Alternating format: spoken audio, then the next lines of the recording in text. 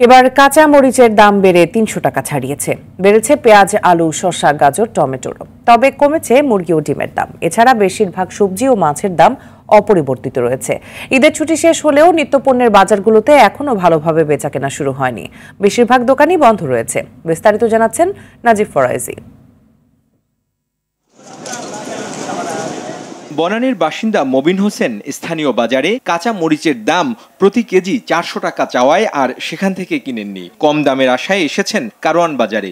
এখানে কিনেছেন ২৮০ টাকায়। কাঁচা মরিচ হলো বনানী বাজারে দেখলাম হলো আপনার কাঁচা বাজারে দেখলাম হলো ৪০০ টাকা কেজি। হ্যাঁ, আর যদি আপনি ১ কেজি নেন তাহলে ওরা ২০ টাকা কমাচ্ছে, ৩৮০ টাকা নিচ্ছে। কাঁচা মরিচের দাম রাজধানীর এক এক বাজারে এক এক রকম। অস্বাভাবিক দামের জন্য বৃষ্টি এবং বাজারে সরবরাহ কম ও চাহিদা বৃদ্ধিকে দায়ী করছে ব্যবসায়ীরা। এর আগে ছিল কাঁচা মরিচ ১২০ থেকে ১৮০ টাকা, এখন হলো আপনি ২৪০ থেকে ২৮০ টাকা পর্যন্ত কাঁচা মরিচ। যখন ক্রাইসিস হয় ওরা হচ্ছে কি আপনার ওই সুযোগটা নেয়, এগুলো আসলে বলার নাই। আসলে পেঁয়াজ, আলু কেজিতে দাম বেড়েছে ৫ থেকে ৬০ টাকা।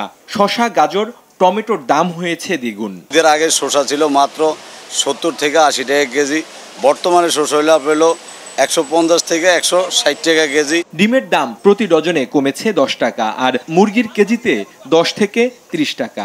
এর আগে লাল ডিমের ডজন ছিল ১৬০ টাকা, এখন ১৫০ টাকা। এছাড়া বেশিরভাগ সবজি ও মাছের দাম অপরিবর্তিত রয়েছে। ঈদের ছুটি শেষ হলেও রাজধানীর বাজারগুলোতে এখনো বেচাকেনা পুরোদমে শুরু হয়নি। এখনো বন্ধ বেশিরভাগ দোকান। নাজিব ফরাইজি, RTV, ঢাকা।